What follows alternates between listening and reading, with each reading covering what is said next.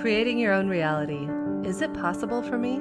I am Jennifer K. Hill, the Consciousness Architect, and I am here to tell you that it's not only possible, it's closer than you might think. Welcome to the show. Hello, friends, and welcome back to another episode of Regarding Consciousness. I am Jennifer K. Hill, CEO of OptiMatch and host of this show, and I love getting to be with you each week as we hear from world thought leaders, entrepreneurs, authors, and scientists about what is consciousness? How does it impact our personal lives, our business lives, our health, our financial well being? It's all intertwined and interconnected. And of course, today is no different. We have a very special guest in store for you, Pat Hedley. Pat is an advisor and investor in innovative growth companies. She is a visionary and strategist with a broad global network of experts and resources. Pat counsels CEOs, entrepreneurs, and management teams. Previously, she was the managing director with General Atlantic, a global growth equity firm. Pat has an MBA from Harvard Business School and a degree in computer science from Dartmouth College. In addition, she is also the author of Meet 100 People, a how-to guide to the career and life edge everyone's missing. Pat, I'm so grateful to our mutual friend Gaurav who connected us and happy to have you here on the show to share your wisdom with our listeners and viewers. Jennifer, I'm so excited to be here. Thank you so much. What a pleasure. When you and I had our first call a month or two ago, it was kismet. We connected and you're like, I love connections. And I said, I love connections. Let's talk about that. Let's talk about the power of human connection and how you came to write the book and what lessons you learned in writing it. Sure. I was inspired to write Meet 100 People for a couple of reasons. I decided to write it because it's advice I wish I had when I was first starting my career. My parents were immigrants. They were not exceptionally well connected. I ended up embarking on a career in consulting and then investing. And it is through that process of really learning on the job that I observed and learned so many things about how important relationship building was for business. And it's certainly important for our personal lives as well. So the first motivation for me was to give back, pay it forward, and share some advice I truly wish I had. I think it would have accelerated certain things for me in my career. The second reason was that I have 3 adult children. They're all gainfully employed, I'm happy to say. 2 of them are entrepreneurs. And I think being well connected as an entrepreneur is essential. And I saw their experience and what they went through and what they're still going through as they're continuing to build their careers. Some learning through that and many other young professionals that I've mentored and counseled and guided over time. And the third really compelling reason is that I spent 30 years with one firm. I did a number of wonderful things when I was there. I had, by any account, an incredible network of relationships that I built over time. And I left there about 7 years ago, and I had to reinvent myself. I had to recreate myself. So, this idea of going out and meeting new people and spending time to build relationships, to learn and to grow, is something I follow myself. I wouldn't espouse something that I wouldn't be doing myself. And I certainly am. And I have found enormous benefits through the process. And in fact, in writing Meet 100 People, the journey that I've taken after having published the book is a testament to everything that I talk about. So many wonderful things have happened to me. So many incredible ways that I'm able to share this message have occurred because I've met with people, and I can share some of those stories because I think they're just so relevant to anyone who thinks it won't work that way for me. I have so many proof points, not just from my own personal experience, but from the many people that I've met over time, where meeting people pays off, and you have to do it often, and you have to do it consistently. And sometimes you don't know who that one special person is who's going to really help you down the road. So true. It's such beautiful advice. You just made me think of a story. When I first moved to Lisbon in late 2020, we're all juggling, being on Zoom. I had just moved to Europe. I was trying to juggle the friends that I had built in the US for decades. And I remember I moved to Europe and I made a new friend here, and she wanted to introduce me to another new friend. And I was like, nope, I'm at friend capacity. I don't have room in my life for more people. So she kept trying to connect me with this one friend of hers. And I kept brushing it off and brushing off. And one day I'm at a pop up restaurant she's hosting, and in walks this other friend of hers. Oh, you're Jen. I've heard so much about you. Let's grab brunch. And I was like, fine, fine. I'll sit down and make one more friend universe. That's it. And then the next 2 or 3 days later, she and I sit down. She becomes one of my dearest, closest friends in the world that introduces us to most of our closest friends in Lisbon, which in turn leads us to finding our dream house in Lisbon, which in turn leads to my husband finding his business partner. And none of that would have been possible had I not taken that one breakfast meeting. You have to take those calls. The universe, I believe, sends people your way for a reason. And it is amazing what can come from that. And sometimes you will not know that. And I have a really good story among the very many that I could share that when I was first starting out, I applied for a job and I did not continue in the interview process. But this man called me up and told me that I would not be continuing, but was incredibly polite and kind about it. So I actually felt, usually you might be disappointed not to continue in the process, but it felt really pretty good. And I thought kindly of this individual. 2 years later, he's the banker showing my company investment opportunities and deals. So I'm on the client side, he's on the banker side. Years after that, he purchases the property next to mine. Years after that, when I was in a position of helping senior executives look at opportunities within the companies that we had invested, he was looking for opportunities. After that, it continues. It's just the most incredible story. When I left my firm, I was looking to make investments. He shows me a deal. We invest together. It just was so many points at which this individual, who I didn't know well at all, circled back in my life in beautiful ways. Mm. And you never know. And there are many lessons from that story too.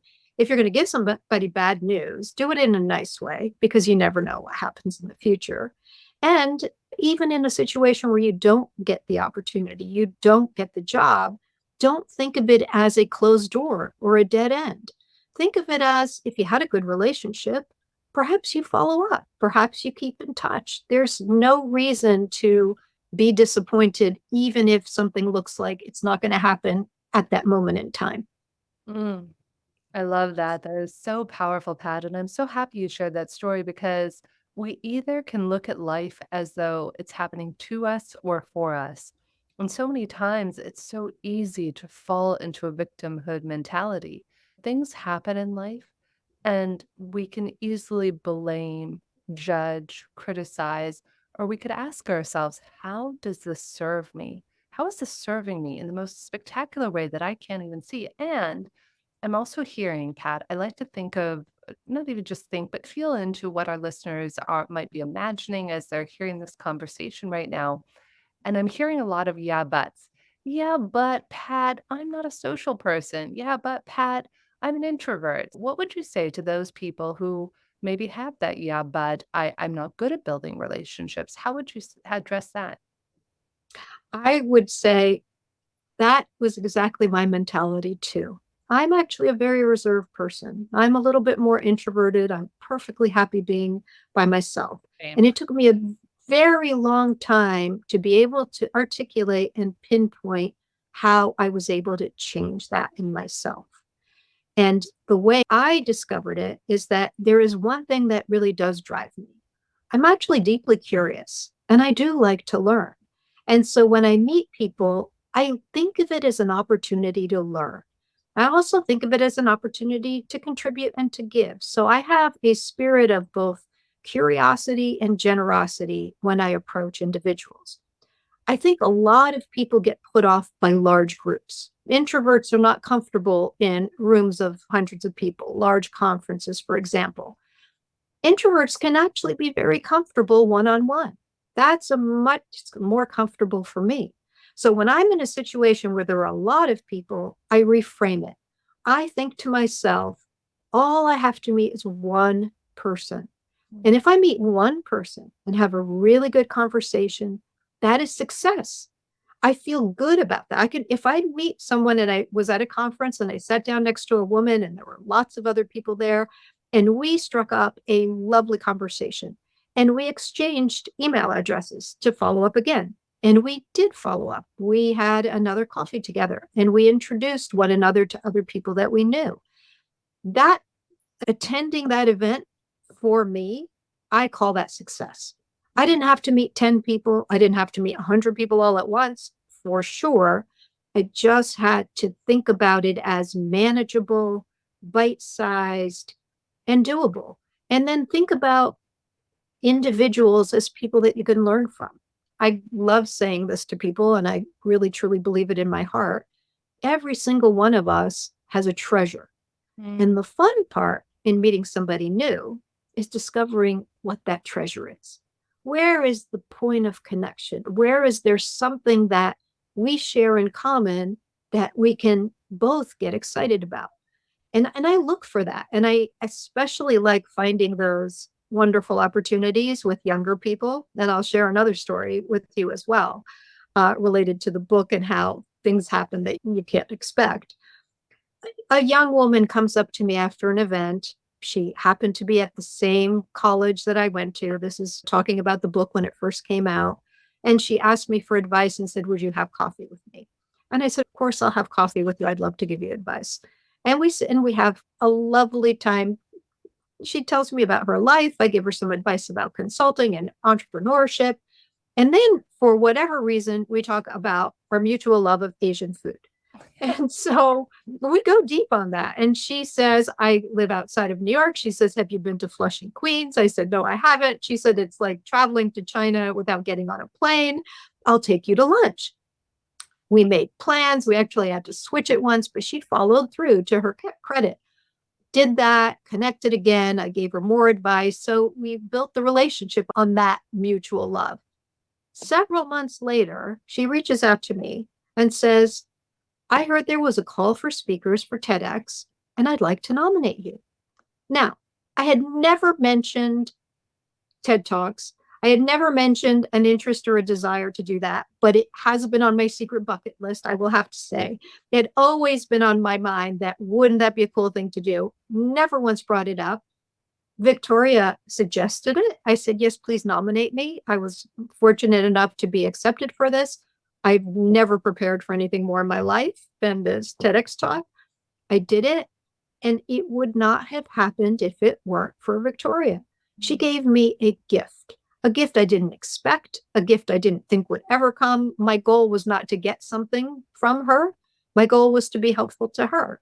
And yet she gave me something that is out there in the cloud and has been watched multiple times and really special. You don't know. You don't know. And I think, again, there's another lesson to that. So the person giving advice and can get something in return. Not that I expected it, not that you should do it for that reason. But secondarily, a young person reaching out to somebody more experienced and more senior, you'd think you have nothing to give them. And sometimes young people are very hesitant to reach out because they're like, oh, I'm bothering them, or I have nothing to offer. Humans like to do something. They like to have some reciprocity. And young people think they aren't able to have that. And yet they can. Victoria couldn't give me that opportunity or suggest that right away. But for whatever reason, I was top of her mind and she reached back out to me and gave me a gift for which I am incredibly grateful. And that's the beauty of meeting new people and having relationships and also being generous with your time, which at certain points in life is hard to do.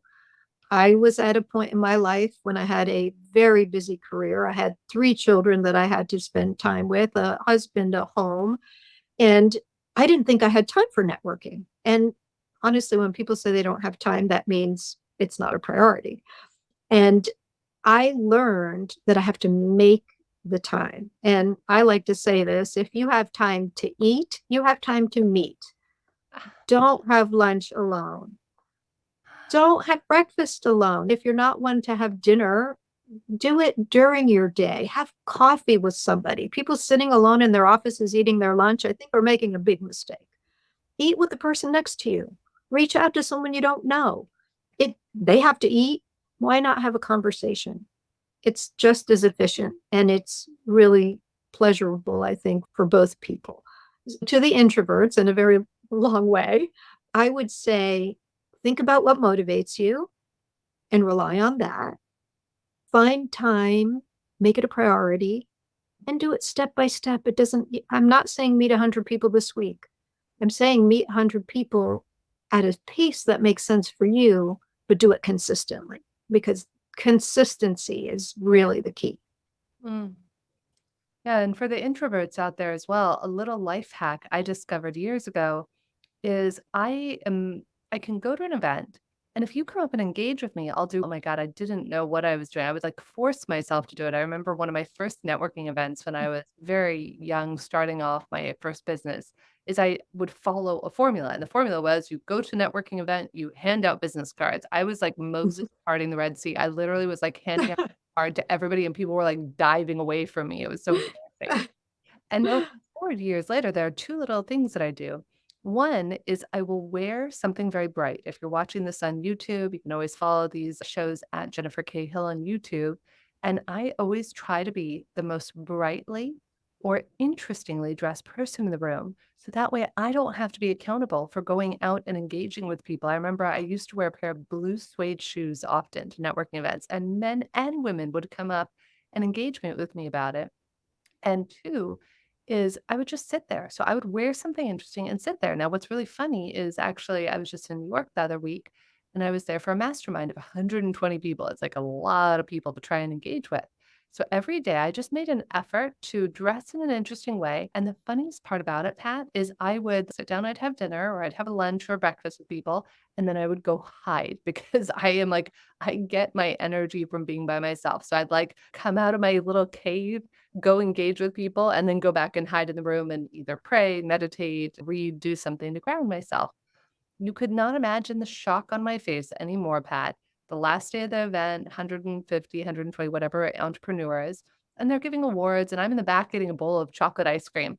And they're like, and attendee of the year is Jennifer Hill. And I'm like, mid bite of chocolate ice cream. I'm like, I met that many people knew me. I met 5 people at that event, but somehow Mhm. or another, it worked. And like, I wasn't trying to your point, over 4 days, I literally had maybe 1 really meaningful conversation a day, 2 if I was lucky, but really there were about 5 people I connected deeply with. How I won it, I don't know. Maybe it was the colorful outfits, but just be memorable. That's the other thing is in some way be memorable. And I want to piggyback on the thing you said about Victoria. Always be of service. Whether you can or not, go into a meeting not looking to take energy. I can't emphasize that enough. I had a friend of mine recently, and I connect people around the world. It is one of my greatest pleasures and one of my greatest gifts is to bring 2 people together. Friendship, dating, business. It just lights my heart up. And I never set 2 people up if I get a sense that there's gonna be an imbalance, that one person is going to try and take resources from another. And I was sharing this with a friend of mine because she needed something for a business, and I said, "Oh, I have this idea."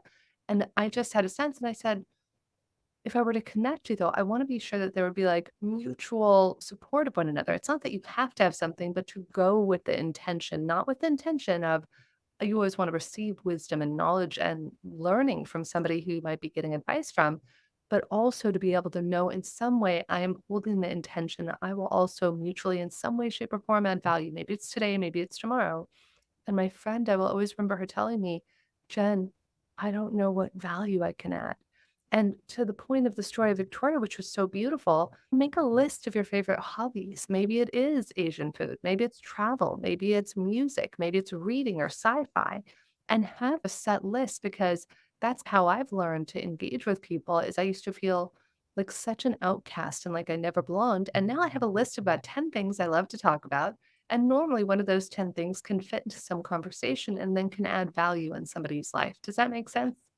It sure does. And I love your suggestion to have a list of things that you might ask about because you can ask leading questions. You could say, Where have you traveled? I happen to love to travel. I love hearing about where other people have been. It's part of my learning. Or if somebody's in a new town, what are the great places to eat? Restaurants, food. Food is a wonderful way to connect with people. Books. What books have you read? What do you like to do? What do you like to do outside of work? It's a perfect question for literally anyone that you're trying to get to know just a little bit better. So I think those having kind of a list of that, I think is super helpful, especially to somebody just starting out in the whole networking journey.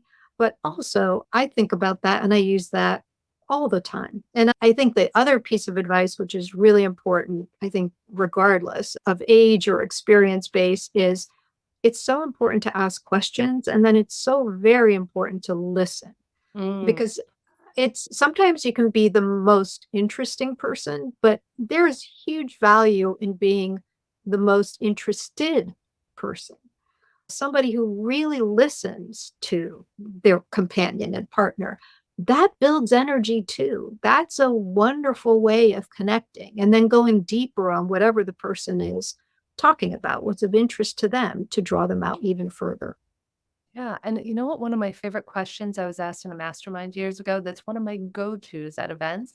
Say you're sitting with somebody at lunch or at a networking event, ask someone what matters to you. What matters to you? And then listen for that because that's going to tell you everything about how you might be able to be of service. So I'm constantly listening for a place of how can I be of service to people? And by asking what matters, they're pulling back the curtain and showing you the wizard. They're saying my kids, they're saying education. And that really creates a level of intimacy that I don't think you often get to in relationships. I totally agree. I think that's an excellent question. It reveals an awful lot. And I was going to ask you, you already shared a little bit, is what do you hear the most? What are the most common responses to that actually very deep question and a beautiful question? Yeah, it's people often share things like their family, travel, freedom, adventure. We all have our passions. And I think if we all opened up our hearts and just let people in a little bit more, it might offer us greater opportunities for connection. And the other big thing, too, and I can't emphasize this enough, I say this in many of the shows, connect to yourself. The more comfortable you are with yourself, the more comfortable you are with others. And Pat, I know we only have a few minutes left here. I'd love to hear any other pieces of wisdom or insights that you gained from writing the book, or maybe something that I haven't asked you about that you'd love to share with our audience. I think it's super important to be authentic. And in order to be authentic, you actually have to be self aware. And so, even in my book, I say this the first step to really doing a good job building relationships and building a network is to look at yourself. Mm. Like you said, just understand where you're coming from, perhaps what your strengths are, what your insecurities might be. And the more you understand yourself, the more confident you are in meeting people, the more you meet people, the more confident you will be. You'll be able to tell your own story in a concise and appealing way. So, the idea of the elevator pitch, whether you're pitching something or not, we all have who we are in a nutshell. It's good to develop that. It's good to have that at the ready. And it's also good to be able to elicit information from the other person so that you can be helpful. Would be hard for me to be helpful to anyone if I didn't have a little bit of knowledge about them. And so that authentic sharing of who you are, that authentic interest in the other person, all those go a very long way in establishing relationships. And very importantly, once you've done that, you've planted a seed.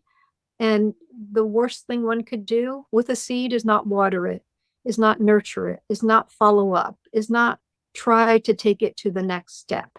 And even if it's just a once a quarter check in or a once a year update, those outreaches keep you top of mind. And the more top of mind you are, the more opportunities come your way. Mm. I love saying happy birthday to people. I happen to Thank love birthdays. I don't you. think of age, I think of You. birthdays. I know. I sing And people happy birthday. I literally will leave I a think voice it's text great. and sing them happy birthday. And I think my own personal joy probably shines through, but I love even on LinkedIn, they make it easy for you. They say these people are celebrating or this person has an anniversary. Make the effort. customize the email. Say, I was thinking of you. Happy anniversary. I was thinking of you. Hope you have a great day on your birthday. It is such a easy thing to do. It takes about 3 seconds, right? And yet, who knows what will come back from that? You probably made somebody's day. My mom always said, it doesn't cost a penny to be kind, to say a kind word. And I took that really to heart over the course of my life. I really believe it's such a wonderful thing to be able to cheer up somebody or at least recognize them, say hello to them. Yeah, acknowledge and appreciate. Your mom sounds like a very wise woman, and I would be remiss if we didn't touch on this. Not every person is your person, and it's okay. There's It's gonna be okay. 1 out of every 10, 20, 30, 40 people, maybe 1 of every 5 that you just might not feel aligned with or wanna continue. It doesn't mean you have to be unkind or anything like that. In fact, we did a show a little while ago with a gentleman by the name of Randy Moland, who told me one of my favorite concepts ever of after every meeting, write down where your energy is at. Is it -2? Do you feel depleted after it? Is it -1? Is it 0, neutral? There's no gain, no loss. Is it +1? Or like you and I, Pat, every time we're having a conversation, I feel We like have fun. +2. We have +2. Like, I'm like, "Ooh, I wanna spend more time with Pat." And that's where we wanna invest the relationships. In fact, in building my last company, I had a rule of thumb, and that I think was one of the secrets to building and selling the last company was I would only do business with people who I would have over to my house for dinner. And that was it. And so then nothing became work, everything became play and fun, and it was all just seamlessly integrated. I often traveled to Europe with my clients and stuff because I love them so deeply. I feel very much the same way, and it's advice I give to young people. So many people think about what's their next career move, what are the criteria that you should make that decision based upon, and many of them think it's a financial decision, and I say, put that number 3. Number 1, who are the people? Number 2, are you gonna learn? Number 3, fine, look at the financials, but it's about the people, and you want at any point in life, you can make the decision that I have control over who I'm with. I feel very fortunate. I the people that I surround myself with are people that I absolutely, genuinely enjoy and want to spend time with, and you're right, when you want to do it, it's not work, it's actually joyful, it's pleasurable, and I think we can all do that. People might resist that and say, "Oh, I'm stuck." I say, "You're stuck until you don't wanna be stuck, and you can make a change."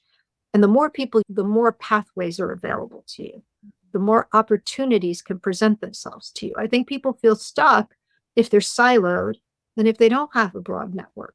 That can make you feel stuck. To get out of that, you have to meet people and talk to people and learn and give. Mm. So beautiful, Pat. So, where can people connect with you? Where can they find the book? Should they follow you on Sure. and what's the best way to connect? They can certainly follow me on LinkedIn. I do have a website. It is meet100people.com. 100 is numbers. So 100, meet100people.com. It's also on Amazon for a Kindle version if anyone cares to find that. Beautiful. Pat, it's been a joy and a pleasure. Again, shout out to Gaurav who connected us. And this is all miraculous. One person leads to another person in this magic tapestry of connection that is life. And we never know where it's going to lead. So I invite us all to go on this adventure we call life, to open that door, to step through, and to see who is your tribe. And sometimes you'll be surprised. Sometimes it'll come in the most unexpected way, placed through the most unexpected introduction. And the only request I have for all of us is to stay open, stay receptive, and be in a place of flow. Just see where life leads you and be willing to be led. Thank you for joining us here, Pat. Thank you to all of you for tuning in. I am Jennifer Cahill, and it is always a pleasure to be with you. Thank you so much for having me.